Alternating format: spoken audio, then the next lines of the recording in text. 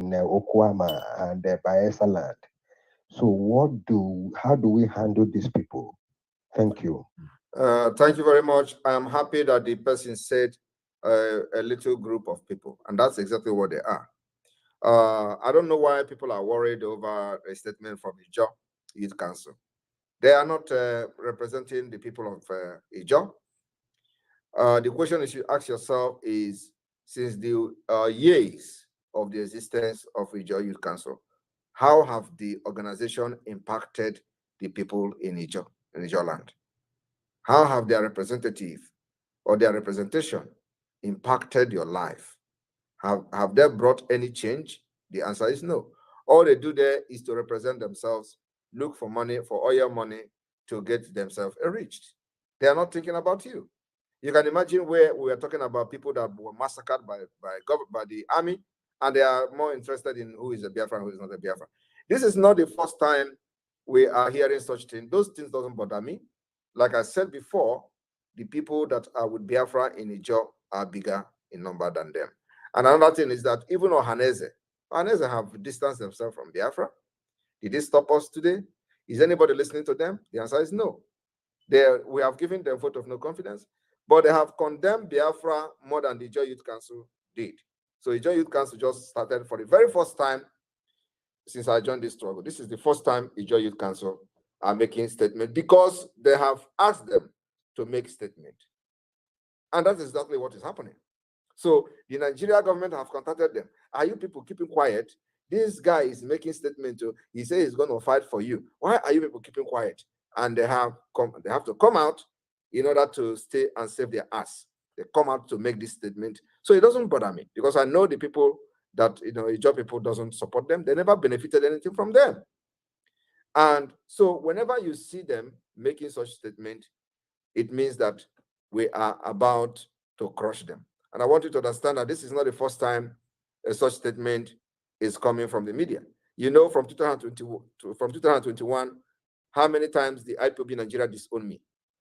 They disowned me. They disowned me from 2021. They continue to write in Nigerian newspaper. They disowned me in 2022. They continue to disown me. And the more they disown me, the more people leave them. Yes. The more they disown me is the more they go down. So the Ijaw Youth Council actually have started in a very good way because this is what is going to end them. And for disowning Simon Ekpa, the land of Ijaw and the land of Biafra have disowned them. And you will see they will continue to go down from today. Go and mark my word. That is who the spirit of Biafra is. So whenever he wants to deal with you, everything is step by step. After he finished with this one, he will come to this one. So now we have finished with other Igbo part, with the hinterland. Now we are going to the coastal side.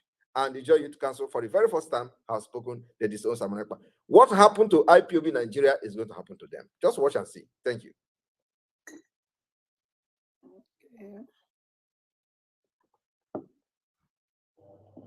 Ada, good evening. PM, good evening, sir. Question concerning the transportation. About transportation. I hope Oga had the zoo now. I'm not had the system of transport to go walk around. I won't have a zoo, all those kind of things. And another second question. Our passport, international passport. Thank you very much. What we are going to, passport will come later on, not now. What we are going to have a digital residence permit. We will start the process of issuance of Biafra digital residence permit. That will start very soon. So those in Biafra land will be issued with, if you are not a Biafran citizen, you will be issued with a digital residence permit. And that's the next level we are going to. So the passport is something that's going to come later on, not at this point. But of course, the design of our passport, security features of our passport is ready.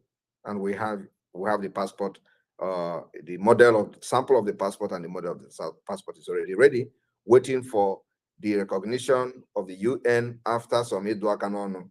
I don't know how long we're going to do the Akanono. for the recognition. But as long as it takes, we're going to do it until once the recognition is there, the passports will be out the next day. Thank you. And another Rama, I have more. Oh, 5 but minutes. 5 minutes. Hey, about your question, 100.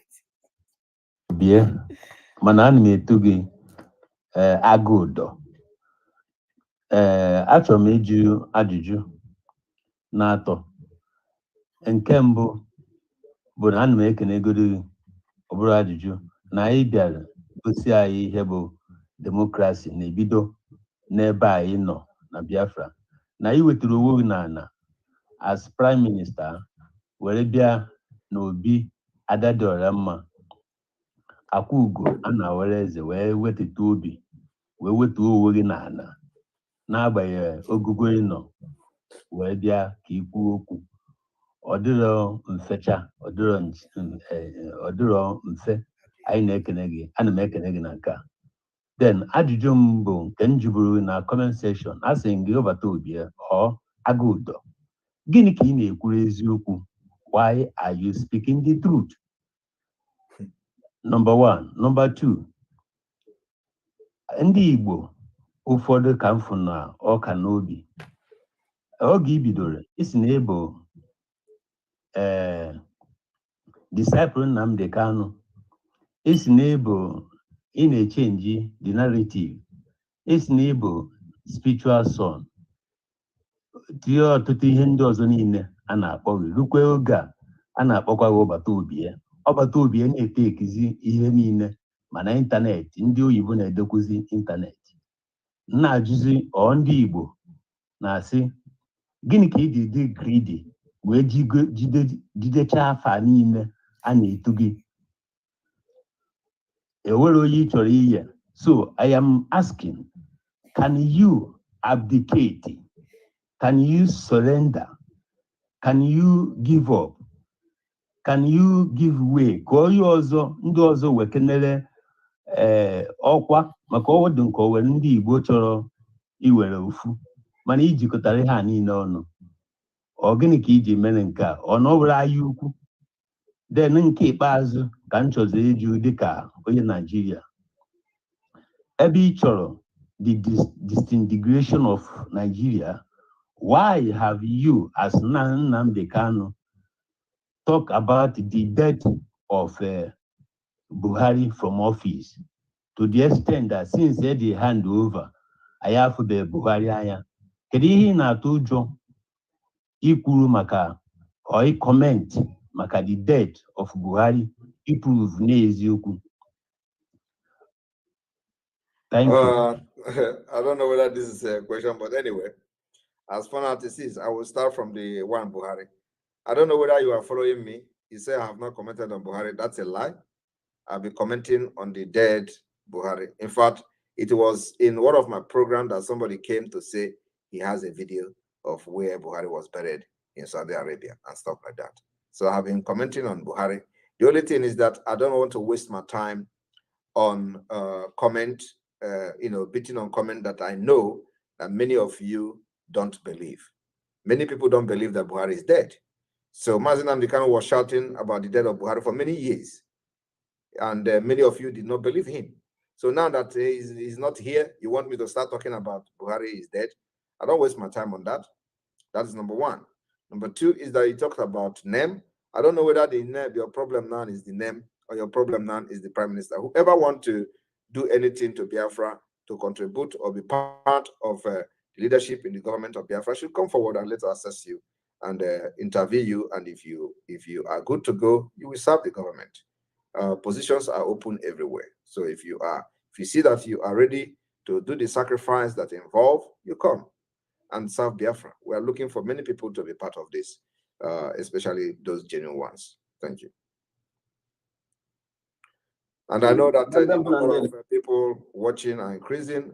But unfortunately, I have to go. We have about 7,000. We have 7,000 live on X page, on our X page, watching live within 1 hour. I don't know how many hours, how many minutes we have spent. I think 1 hour plus. Yes. So, but I have to go, and I will take maybe 2 or 3 questions. Thank you, sir. Thank you, sir. Obatobie. Ilemu, mana ekulekwa ọbata obie na-asụkọ makwara gị na ma ị ga-adị ka echimanecha na-agwa agwụ. Biko ajụjụ m chọrọ ịjụ gbasara vootu ọ na-atụ atụ. Enwe ndị ọgwụ okwu si ka ha tụọ vootu ha ajụ. Den Biafra bịa na ndị dị otu ahụ na-kee ọnọdụ ha.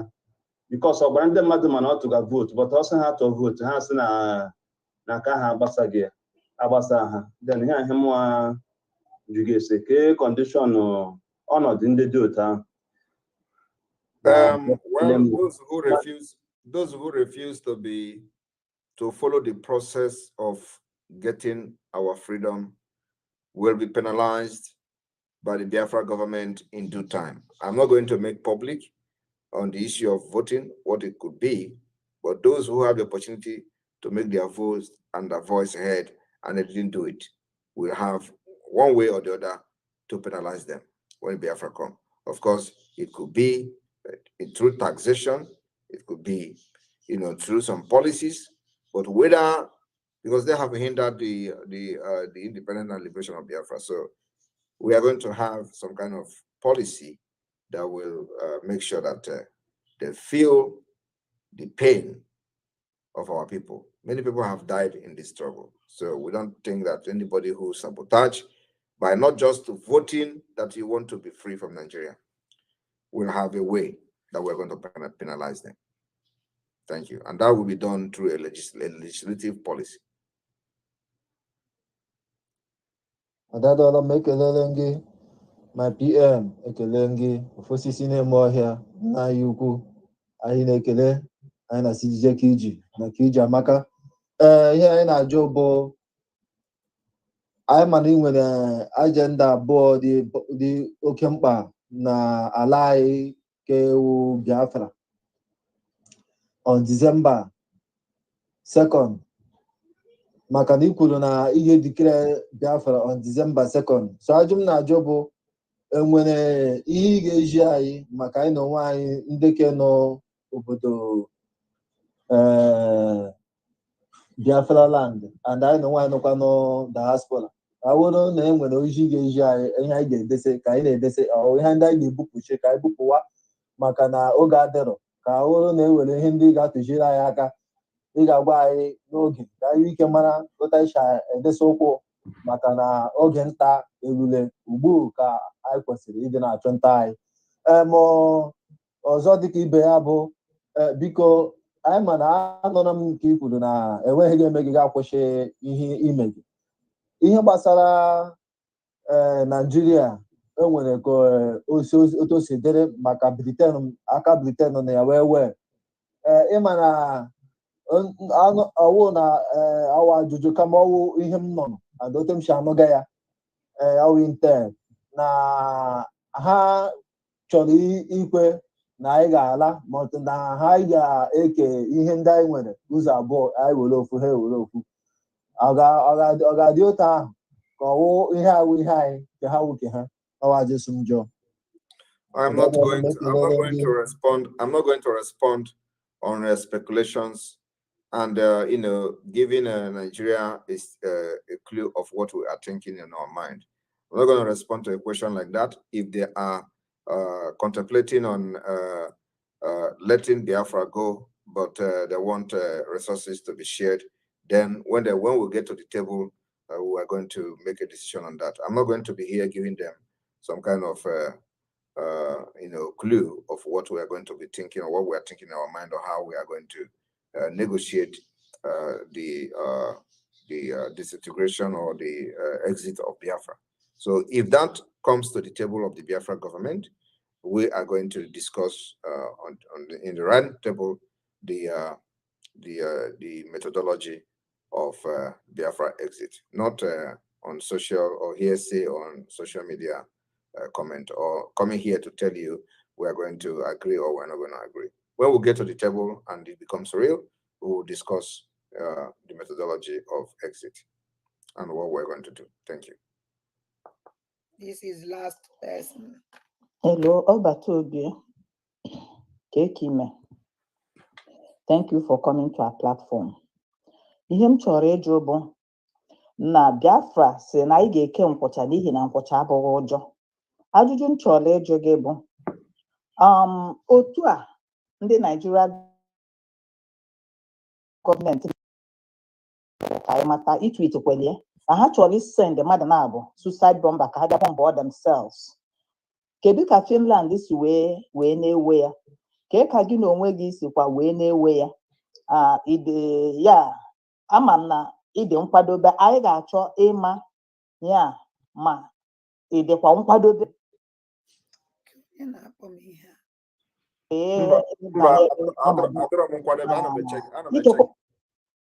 Adọrọ m nkwadebe, ana m eche gị.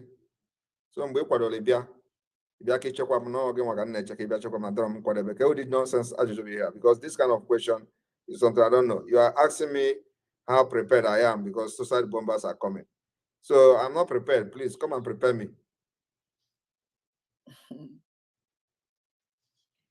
How about Obie?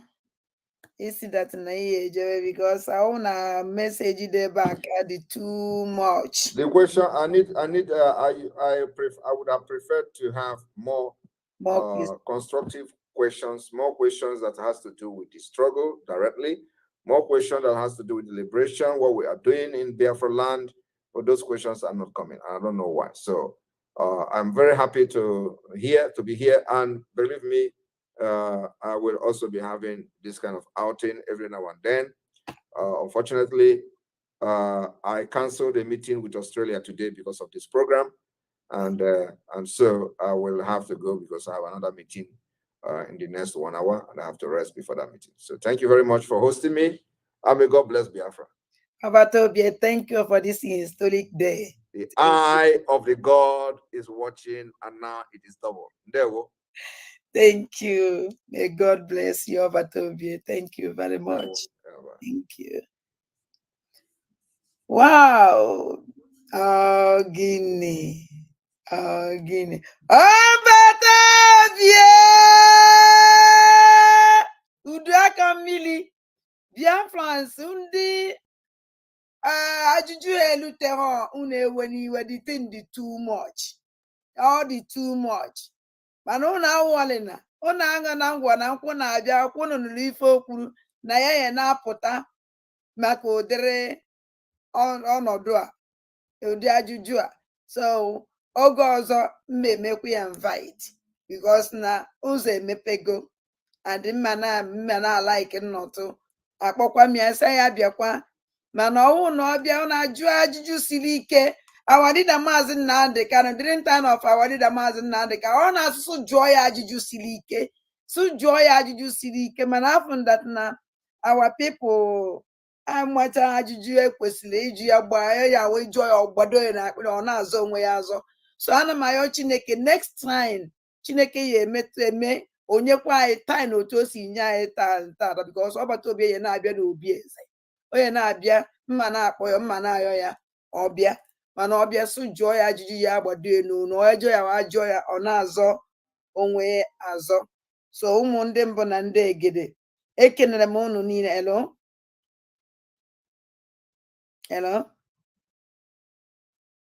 Hello. So ụmụ ndị mbụ na ndị egede ekenere m unu niile. Unu echezọkwa na echi niile o fundraising. Echi niile the most important fundraising ụmụnne m.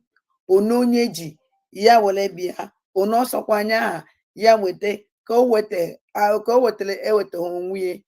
Ụmụnne m bikonu ndị ajụjụ felute ha Ọbataobie aka ụnụ awọrị na ndị ụnụ ewe n'iwe. Oge ọzọ o ya abịakwa n'obi eze. Ọnwụ na share this program, share anya, like anya ka other people mara that na yes that na our prime minister Ọbataobie awụrụ onye na-ekobe aka ya n'elu. No, somebody nwere obi umeala. Somebody nwere ike imekọ ya with anybody. Ebe ọ nechara m nwa ada ndị mbụ na ndị egede anya bịa na my platform. Hey God, Ọbataobie amara m ka m esi lakwa ụlọ abalị tata because na ihe dị ebube historic this thing believe me even mgbe nna ọ nwere arụmgbe mgbe nọkọtara na ya na time nya anwụ amụwakwara njijiji nsi biko ọ gịnị. Mgbe m fụrụ ya ọ tụrụ ka sị ọ gịnị marazie the kind of joy mgbe ụmụ Chukwu ụmụ ndị mbụ na ndị egere Chineke gọziri anyị Chukwu gọziri anyị ọwụ na n'afọ na anyị nwere ezigbo onye ndu anyị nwere ezigbo onye ndu nọmba 1 fọ ndị na-achọ na-asị ọwụ na walida Maazị Nnamdi Kanu pụta ọbata obie ọkwụ na anụ n'ife ọ gwara ụnụ and ọ na-ekwu ibe steady ka na-ekwu elu otu day si na our plan our leader Maazị Nnamdi Kanu wulide ya ọwụ na awadida Maazị Nnamdi Kanu pụta awụ eziokwu awadida Maazị Nnamdi Kanu na-ekwu na ọ nwụrụ mgbe ya yachi Biafra o kwuru ya ekwu mana ọbata obi ekwuru ebe a sị ọwụ na oche njie mind ọ ihe ụmụnne ha na-abịa edozie anya otu ọnwụ na ba esi na-ediwe ya anyị welie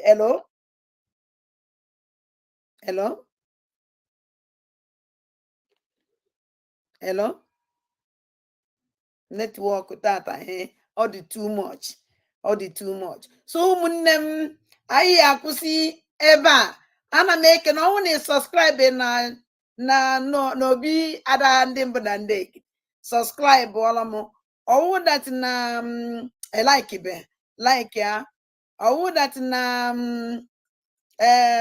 ishabe shia so ka ndị be anyị niile fụ this historic day there ụbọchị ọma Good Friday 29 of December 29 of March ọbata obi bịara n'obi ada ndị mbụ na ndị ekede historic moment adị m happy na-asị ka Chukwu oke abịa ma gọziele mie denu na-agwakwa ndị be anyị ndị na-atụ egwu dat na ndị Finland ndị zoo nwere ike ise ndị suicide bomb send anybody send them anyị eji because of na na anyị esend wee gbọtụwa egwu for what they are nobody ha amaghị esend ha send aja ha send oju God is great.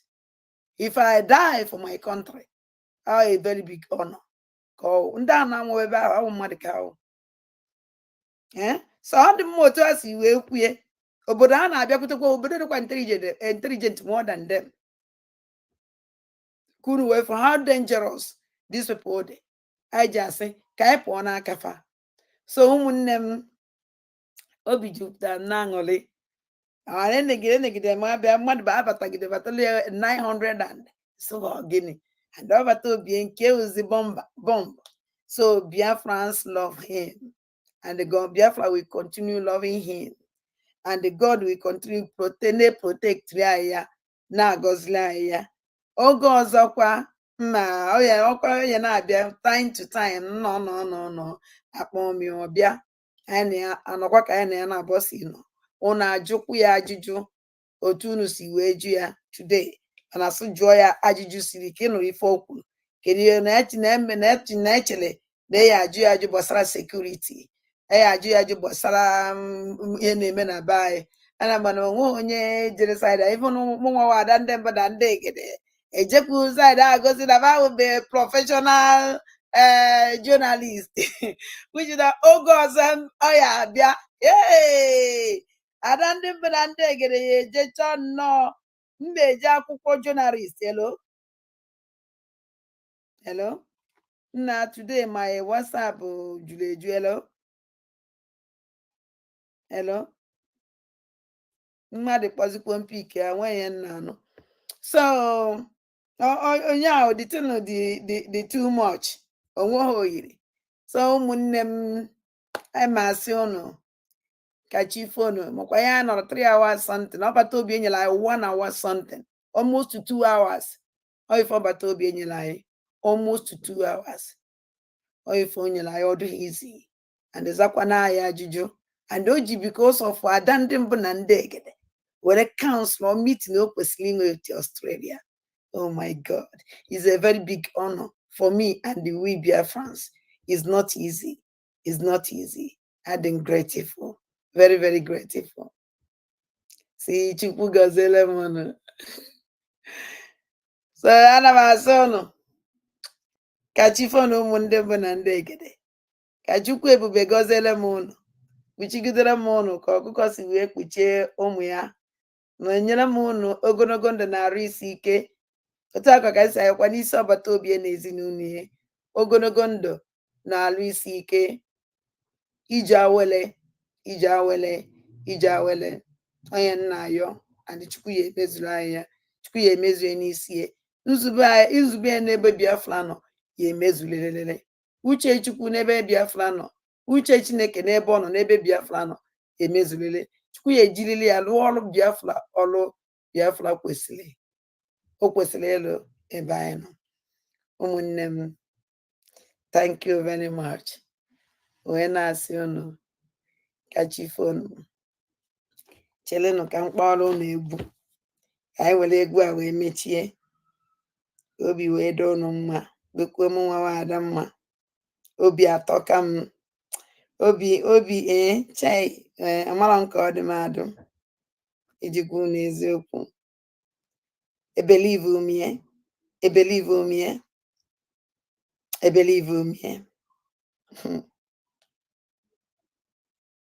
So biko n'oge ọzọ ọbata obi ya abịa, anyị nwee n'ike ịjụ ya ajụjụ siri ike. Mana before anyị na-akụ egwu, before ana m akụ egwu, ka anyị jekwana na this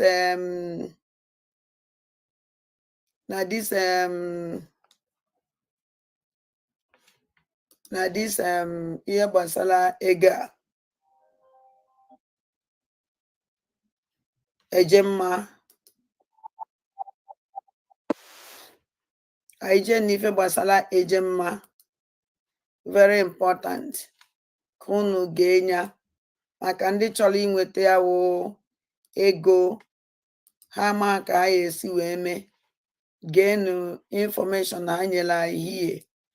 Today we will give you a lesson on how to import USDT and USBT into a MetaMask account. This is what you use to trade.